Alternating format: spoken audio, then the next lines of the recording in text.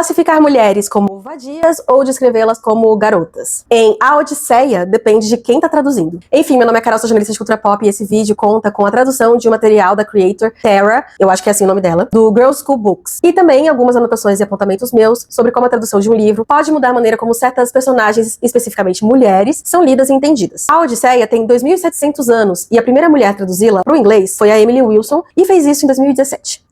Só em 2017. E quando ela o fez, ela descobriu algo. A palavra vadias, usada no livro, em alguns momentos, não tá no texto grego original. Os tradutores homens, que vieram antes dela, adicionaram. A palavra grega é essa aqui que eu vou colocar na tela, e se traduz como criadas, subjugadas. No contexto do livro em que ela aparece pela primeira vez, tratam-se de escravas. Então, o contexto é esse. Odisseu estava sumido por mais de 20 anos, na Guerra de Troia, e a sua esposa, Penélope, estava sozinha em Ítaca, passa a ser cortejada, porque acreditam que o marido dela não volta mais. São 108 nobres que aparecem na casa deles querendo se casar com ela, porque quem casar com a Penélope herda o trono de Ítaca. Eles invadem o palácio, literalmente, comem, bebem e pressionam Penélope anos a fio por esse casamento. Esses homens passam a ser conhecidos como os pretendentes, e as escravas do palácio convivem forçosamente com eles. Quando Odisseu finalmente volta e massacra os pretendentes, ele pede a Euricleia que identifique quais criadas foram desleais, quer dizer, que se deitaram com homens que queriam casar com a esposa dele. Ele considerava isso deslealdade porque elas comungavam com os inimigos. Bom, 12 delas são chamadas, obrigadas a limpar o sangue do salão que o patrão tinha acabado de derramar, e depois levadas ao pátio e enforcadas. E nessa cena, a tal palavra mal traduzida aparece. Telemaco manda executar as mulheres que se deitaram com os pretendentes de Penélope. E nessa cena, os tradutores para o inglês introduziram linguagem depreciativa, sluts ou whores, sugerindo que essas mulheres estavam sendo punidas por um comportamento repreensível. Engraçado que hoje a versão do Nolan de A Odisseia choca com a palavra daddy, dita pelo Robert Pattinson no trailer. Mas sluts, apesar de ser uma palavra antiga, ela tem um uso muito recente para estar presente em um livro de mais de 2000 anos, né? Parece que se for para depreciar mulheres, então não tem problema a palavra estar fora do contexto histórico, né? Mas enfim, o que isso muda na história?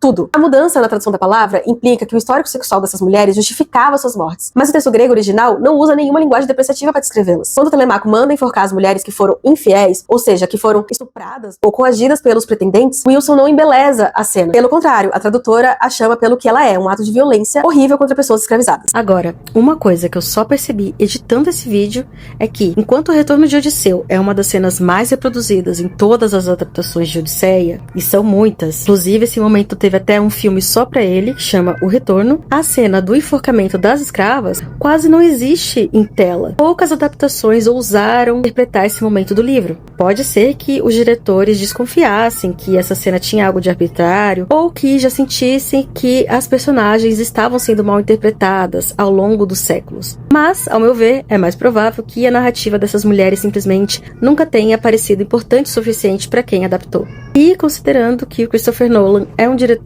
sistematicamente criticado por não dar voz às suas personagens femininas, talvez a Odisseia dele, que estreia em 16 de julho desse ano, não seja muito diferente das outras adaptações. Quem nunca precisou de confirmação para desconfiar de como essas mulheres eram retratadas em A Odisseia foi Margaret Atwood. Em 2005, ela publicou As Penelopiadas, a Odisseia recontada do ponto de vista de Penélope e das 12 escravas. A adaptação teatral, feita pela própria Atwood em formato de cabaré, estreou em 2007 e desde então a peça foi reencenada em teatros do mundo inteiro. O que a Tara defende em seu curso sobre a Odisseia e a comparação entre as traduções de Emily Wilson e Robert Figgles é que, para nós que não dominamos o grego, a Odisseia nunca foi uma tradução literal da história, mas sim uma versão de alguém sobre o texto original. E claro que as primeiras traduções são machistas. Ela explica ainda que existem correntes ideológicas concorrentes sobre gênero e poder em jogo, por trás dessas meras decisões de tradução de registro, de síntese literária, simbolismos e linguagens. Tudo isso pode mudar a história original também, e cada tradutor codifica o mundo em suas escolhas. E quando esse mundo é exclusivamente masculino, por milênios, essa distorção parece se tornar invisível, apenas absorvida na versão canônica, como se fosse o próprio texto.